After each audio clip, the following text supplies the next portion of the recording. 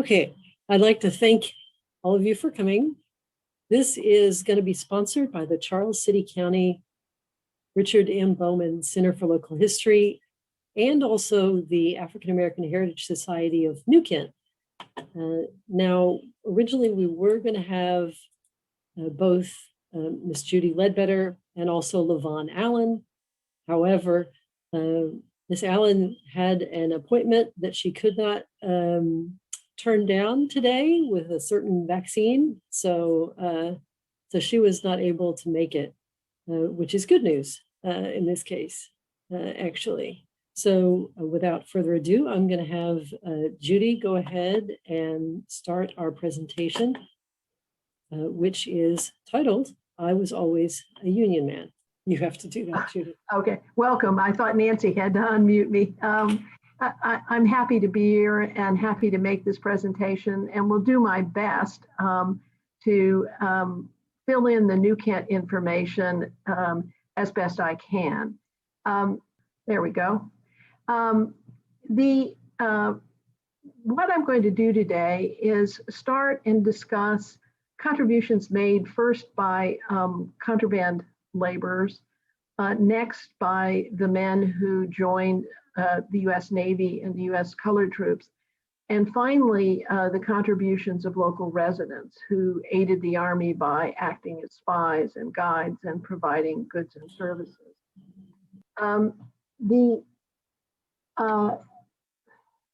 At the start of the war, the Union had no policy to deal with African Americans escaping slavery. Individual commanders made their own decisions. Some commanders put them to work for Union troops while others returned them to plantation owners. At Fort Monroe, Union Major General Benjamin Butler refused to send 3 fugitives back into the bonds of slavery. He classified the escaping enslaved as contraband of war.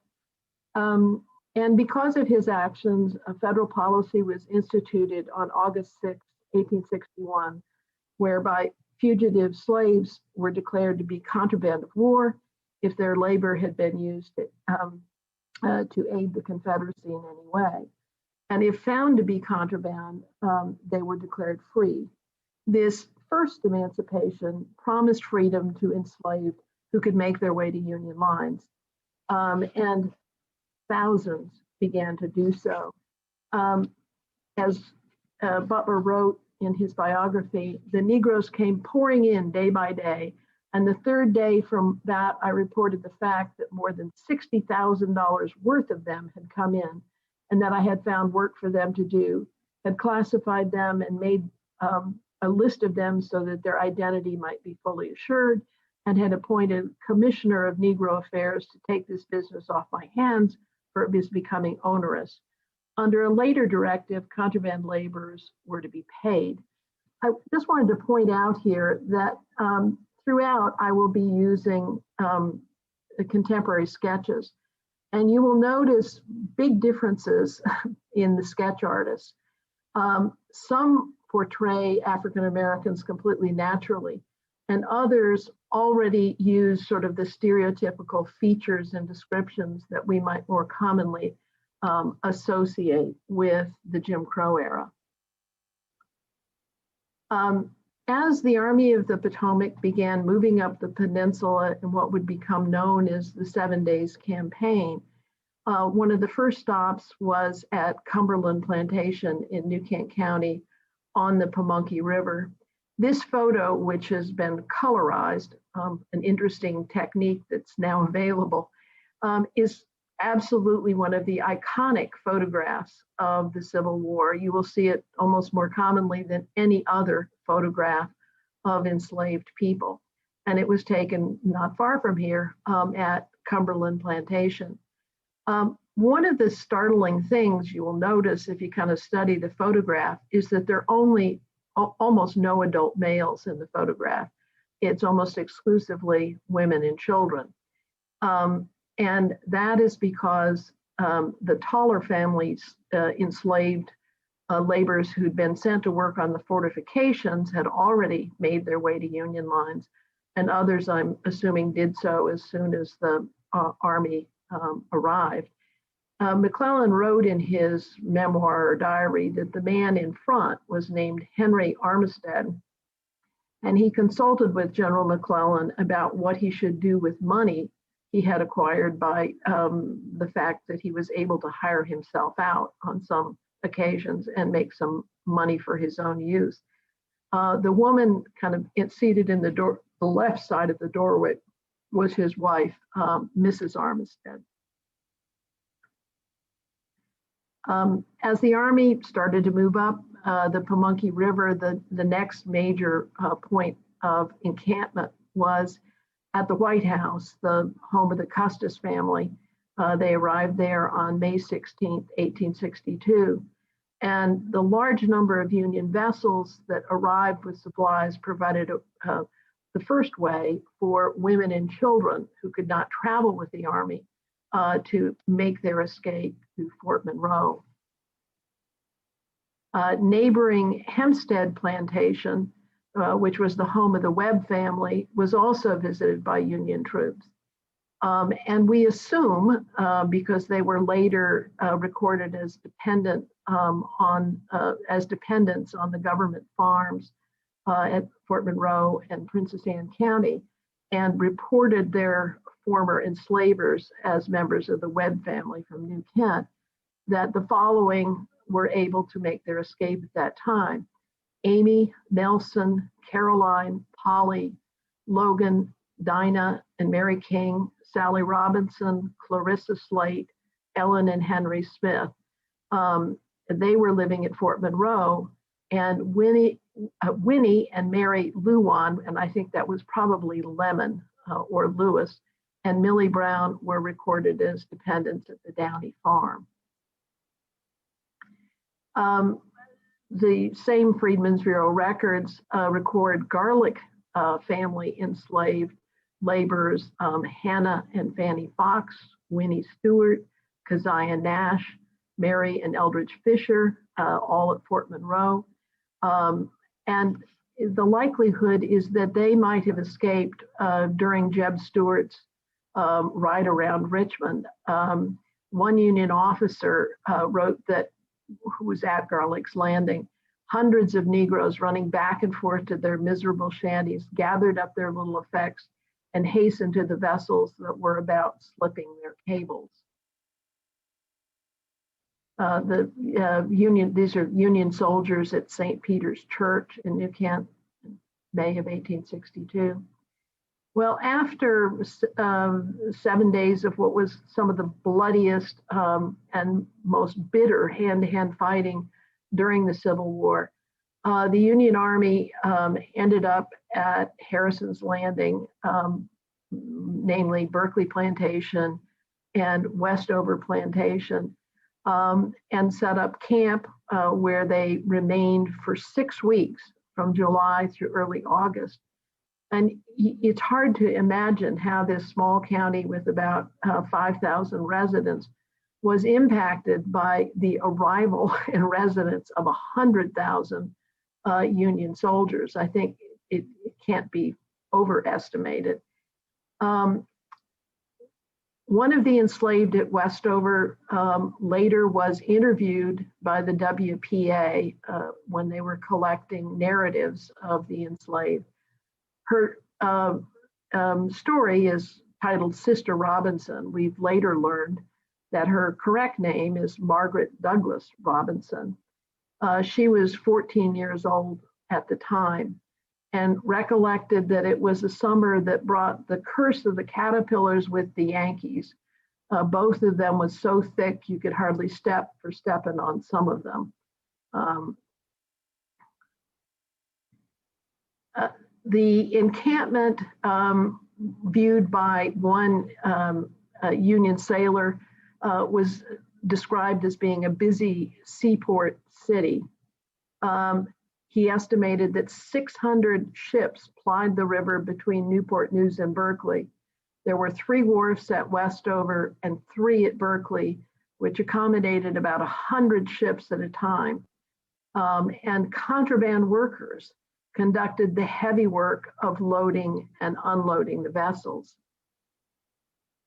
This is from one of those, an enlargement from one of those engravings, which shows the contraband tents that were set up there along the piers or near the piers, and where these laborers worked, bringing in supplies from the vessels and carrying out dead and wounded soldiers.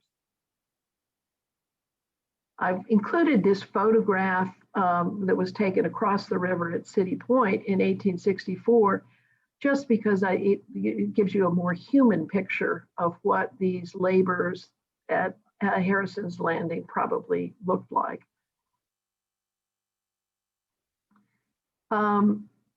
This newspaper engraving of Berkeley, and you see the watchtower that was erected on the Berkeley mansion,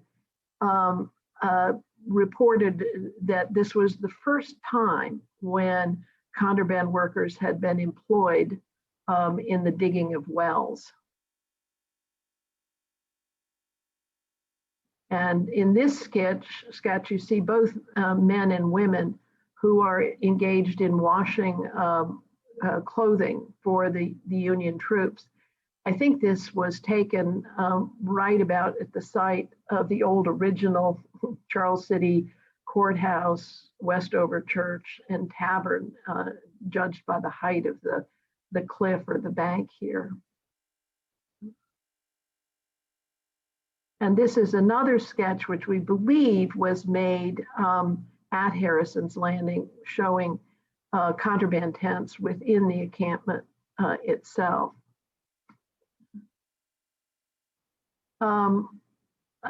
This photograph is very fascinating to me. It was taken in basically what is the north yard of Westover, where the 5th Army Corps had its headquarters. The African-American woman on the right is labeled in the photo Mrs. Fairfax, chief cook and bottle washer. I've included it as a kind of because she stands as kind of a silent reminder that women also served. I've seen various blog writers who speculated that she was a freeborn woman from Northern Virginia, or maybe even from West Virginia, but I'm certain she was not from Charles City. However, the small African-American boy to the far left in the photo, I believe, was one of the enslaved that John Selden, owner of Westover, left behind. He fled to Amelia County, taking with him, I forget, 15 to 20 enslaved laborers. He left his wife and 2 sons at home with the remainder of his enslaved families.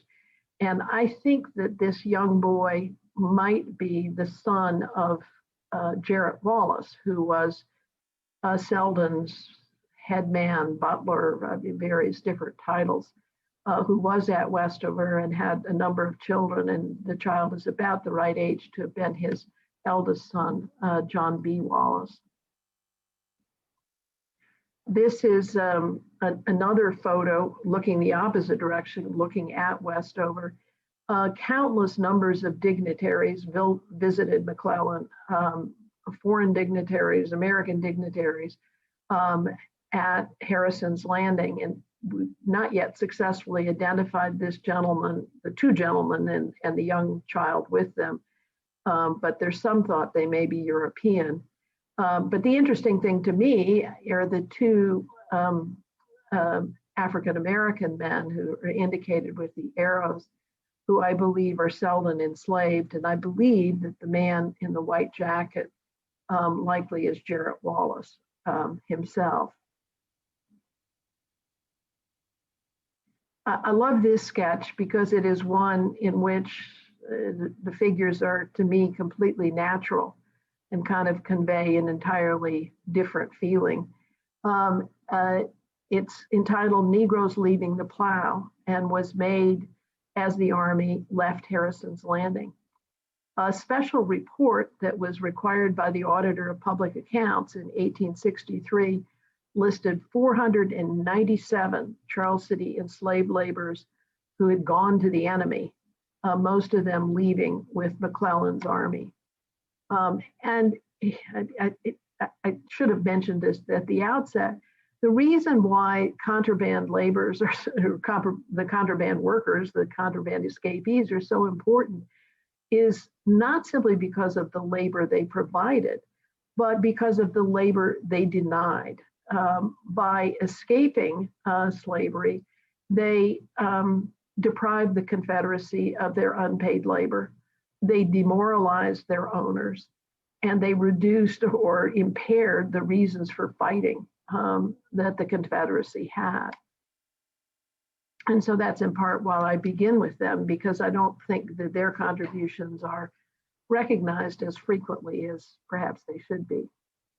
Well, even before McClellan had arrived at Harrison's Landing, Siah Hewlett, who got renamed by the US Navy Carter, made his way, rowed out to the Monitor, the ironclad Monitor, when it had briefly come up the James River in May of 1862.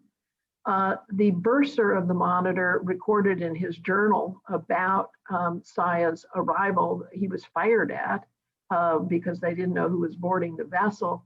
So he was a bit terrified when he came on board. But he told them that Carter had gathered all his enslaved workers together and had warned them not to go out to any of the Union vessels, because if they did so, the sailors would take them out in the ocean, put a chain around their necks, and throw them overboard. Obviously, Siah knew better than to believe in that story. He served on the Monitor, survived its sinking, returned to Prince George County for the period of Reconstruction, and then moved to Philadelphia, where he worked as a stevedore in the docks until he became disabled and later acquired a pension. One of the really fascinating things about Siah Hewlett Carter is that after his Navy service, he continued to call himself Siah Carter, but his wife always called herself Mrs. Hewlett, and their children were called Hewletts. Their birth records are Hewletts. Their census records are Hewletts. Well, he got a pension as Siah Carter, and when he died, his widow buried him as Siah Hewlett. But then, in order to be able to obtain her her widow's benefits, she had to prove that Siah Hewlett and Siah Carter were one and the same person. And so there's testimony from, or affidavits supplied by a number of other Shirley enslaved who had moved to Philadelphia. And the examiner even came back to Shirley and interviewed one of Hill Carter's daughters to confirm that Siah Carter and Siah Hewlett were the same person. This is an unidentified African-American Union sailor, but 36 men from Charles City and 9 from New Kent are all known to have served in the US Navy. And a large number of them all enlisted on the same day, the 18th of July, 1863. For most, if not all, for many of those men, their place of enlistment is described as the James River. Exactly how they made their way out to these vessels on board and to all be enlisted at the same time is not entirely clear. The vast majority of them were all from Shirley Plantation. Following Siah's example, they self-liberated and joined the Union Navy. 9 men served together on the USS Memphis, which was employed in the Atlantic blockade. And somewhat ironically, Hill Carter's son, Robert Randolph Carter, was the captain of the Coquette, a blockade runner. And so you have former enslaver and former enslaved literally hunting each other down, shooting at each other.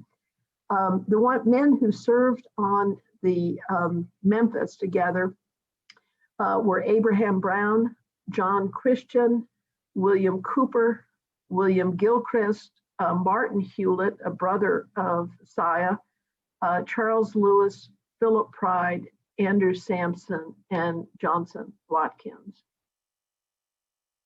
4 men served on the USS Mystic, which was also, it was a gunboat employed in the Union blockade, and 1 man from New Kent. The 4 Charles City men were Julius Annis, Cornelius Bowman, Archie Hampton, and Billy Page, and from New Kent, another John Christian.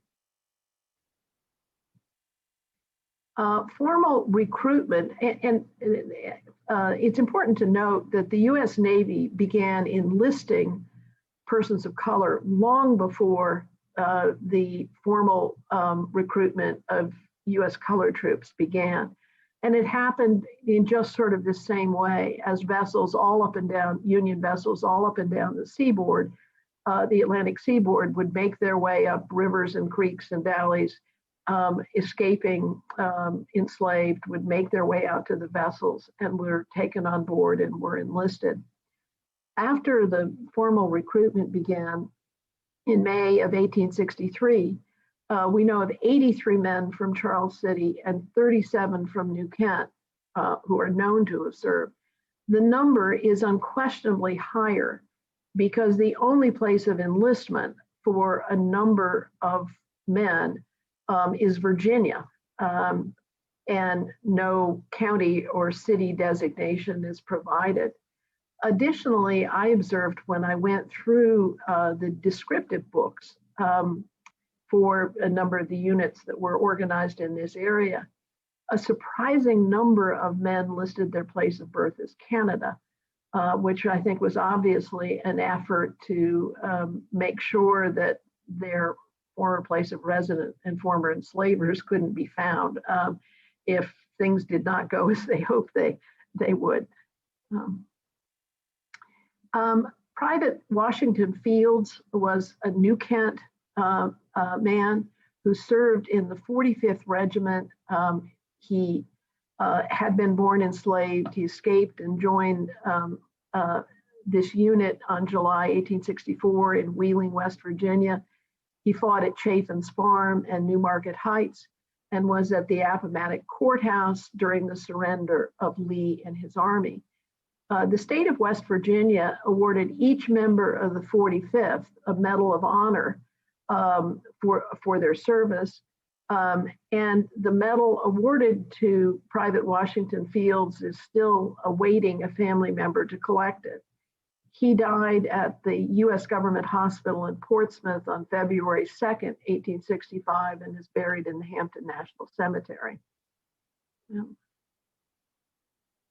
Sergeant Major Meekins, and those are given names, the Sergeant Major, not Army ranks, also escaped servitude and enlisted in the 36th Regiment USCT.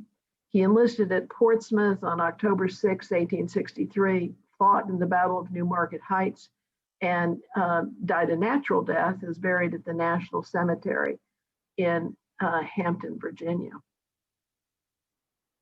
There were men from Charles City and New Kent who had been sold or taken south by their enslavers, and they also were enlisted in the Union Army.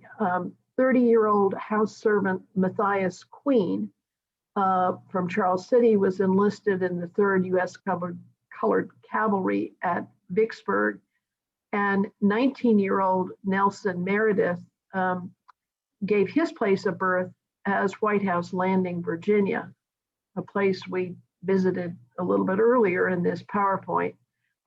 He enlisted in the 5th Massachusetts Cavalry at New Orleans. We have a database online providing information on Union service members from Charles City, and it has been taken from the compiled service records and pension files that we have been able to obtain. Free persons of color also served in the Union Army. And I think previously the Cornelius Bowman, who I'd mentioned in the Navy, was probably freeborn. Corporal Sandy Harris enlisted December 24th, 1863. He served all the way through the war and was discharged at Brazos, Santiago, Texas. He is buried in the county in Union Cemetery off Route 155. And he's one of only 2 men in the county who have Union headstones. Robert Walker Brown was another free person of color from Charles City. He is buried in Tarkiln Branch Cemetery off Old Elam Cemetery Road. And he's the second one who has a government supplied headstone. He enlisted in the first U.S. colored troops on May the 19th, 1864 at Fort Pocahontas, and was in the battle that took place 4 days later. His widow Mary received a pension until her death in 1952. Fort Pocahontas is a somewhat little known site in Charles City County, and it's an incredibly important one.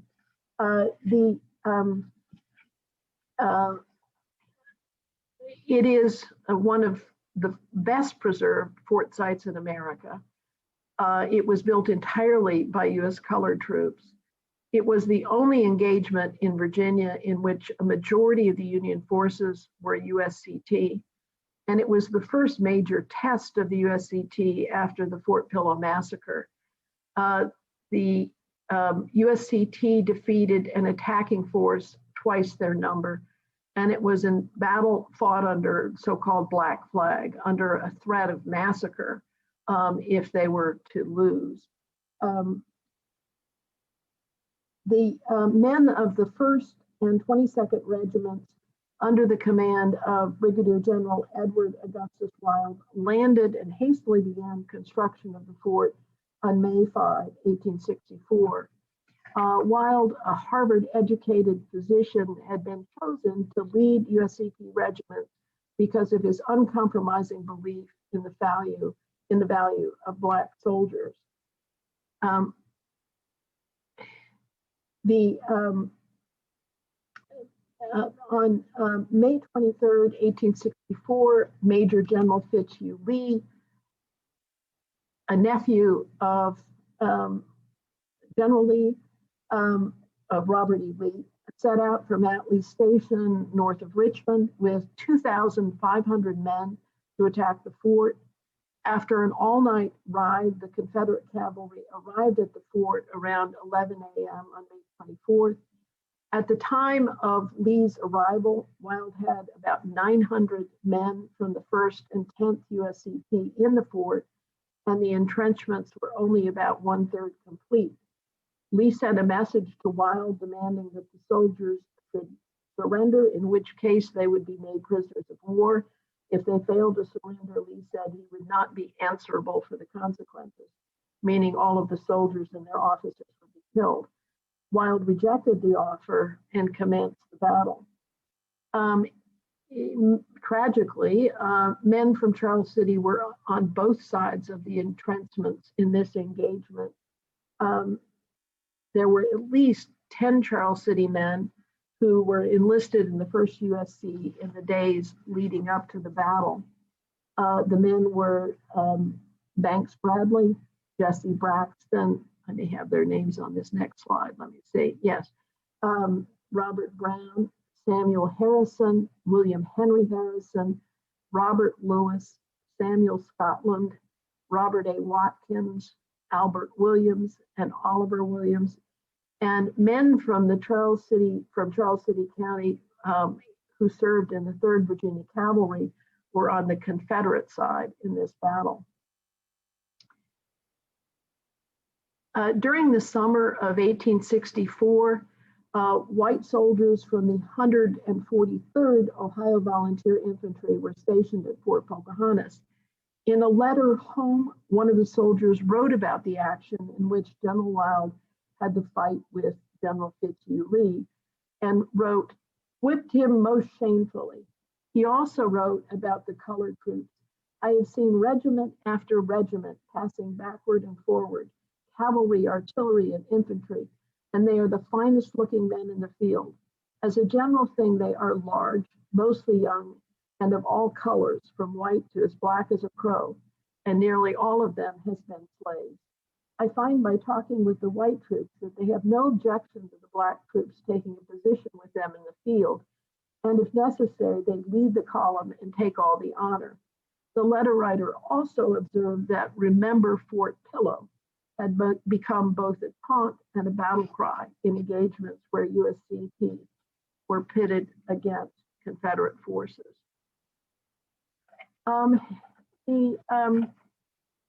There were men who made the ultimate sacrifice, almost all of them, or all of them, dying of disease.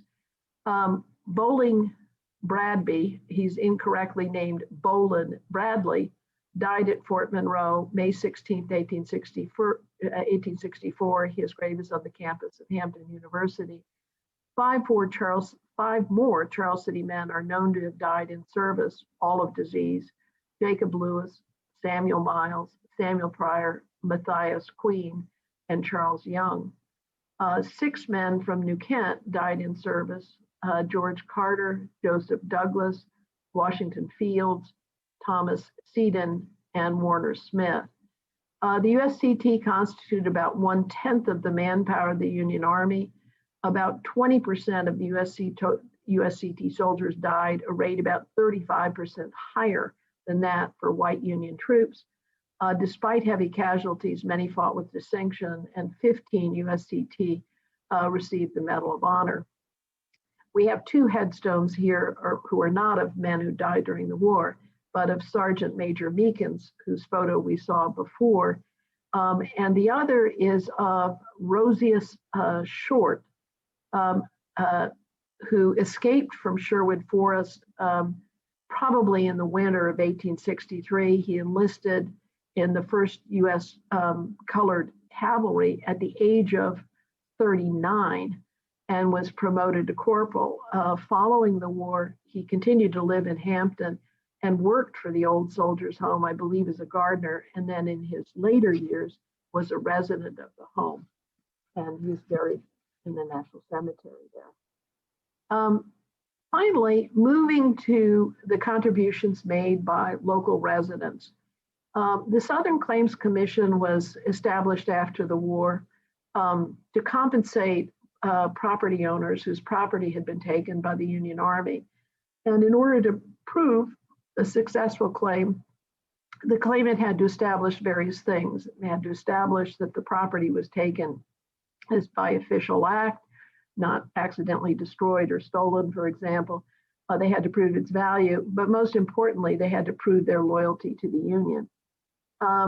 And these claims provide a wealth of information about how persons of color secretly aided the Union by serving as guides, spies, couriers, and by providing food and forage for animals.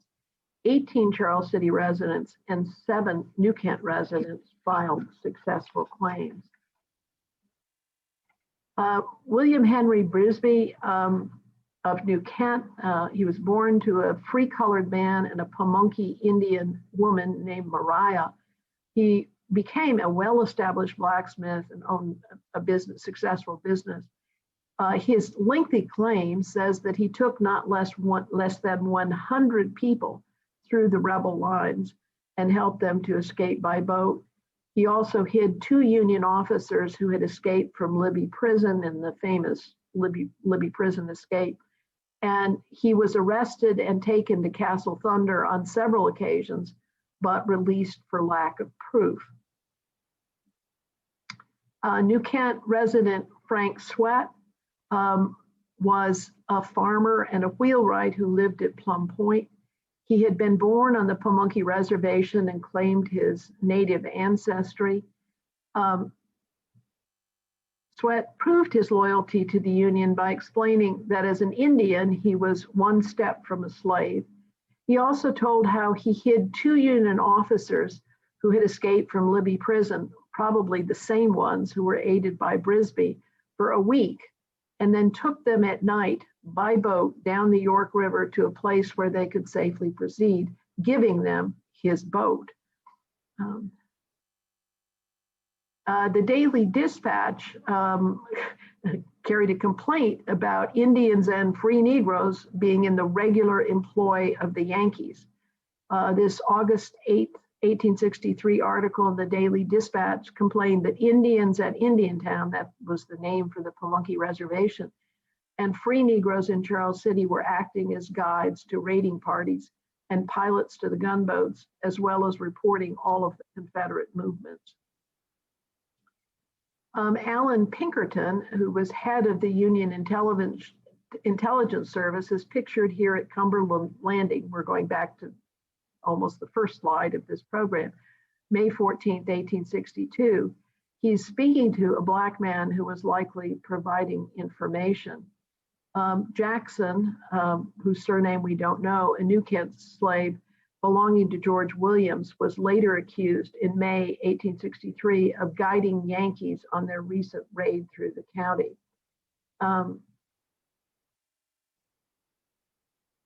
Reverend William Harvey Patterson of New Kent was a free person of color and a family that had been free for generations. His claim was approved, but was one of those that has since been lost. We know from testimony he gave for his neighbor Beverly Dixon that Sheridan's troops were constantly in the area of his farm, on his property, and passing by during the spring and summer of 1864. And Patterson likely provided food, forage, and supplies to the Army, as did every other claimant. Elizabeth Adkins testified of Charles City that her husband and some other men gathered up Union soldiers wounded in the action at Nance's shop, hid, fed, and cared for them until her son could carry the soldiers down to gunboats at Wyandotte. The Adkins family claim also mentions 3 family members who served in the Army, Ritson, Nemo, and Joseph E. Adkins. And interestingly, one of these claims is the first or the earliest documentary evidence we have of members of the Adkins family identifying as Native American. This is a portion of the claim of Harris Miles. He rented 20 acres at Westover and thus was literally within the Union lines while McClellan's army was encamped. He testified that he cooked for Union soldiers, and he also mentions here taking the ironclad oath upon his election to be clerk of court, making him the first person of color in Charles City to serve in local office. Another free person of color, Sylvanus Tyler Brown, proved his loyalty to the Union by describing services he provided as a scout, spy, and courier of both whites and blacks escaping out of Richmond. The photo on the bottom right is of Union scouts or spies. Sylvanus Tyler Brown spent a week with one of these men scouting out the defenses of Richmond, basically. According to his claim, Richmond papers advertised for his arrest, and he was being conveyed to Castle Thunder when he escaped. Charles City resident Lemuel Babcock was a white Northerner who moved to Charles City a few years before the war. He was in the Union Secret Service. Anthony, enslaved man belonging to, the report is a Charles Christian, but I think it more likely was Gideon Christian, who was a neighbor of Lemuel Babcock, was arrested with Babcock and was sent to Castle Thunder on a charge of treason. And this brings us to the end of our program. The title for the program was taken from the Southern Claims Commission claims themselves, which commonly contained the statement, I was always a Union man.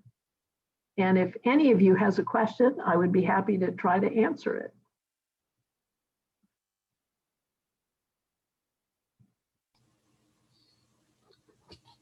That was very interesting, Judy. Thank you so much. Some of the pictures were just amazing. Well, I'm glad you liked them. They're I often am sensitive that a lot of the engravings are not very flattering to African Americans, but they are period pieces and they're the best evidence we have of these activities going on. Anyway, well, I thank you all for your attendance, and this is our first attempt at a virtual program. It's been something of a test, but we hope that you all, or those of you who are with us, might join us again next week when Dr. Dance will be providing, in a sense, an author talk, telling about her research into her family and the second edition of her book called The Lineage of Abraham, about the Brown family of Ruthville, who have been so important to the history of this county and really provided the largest core of its free Black community. All right, thank you, everyone. I'm going to go ahead and end things now.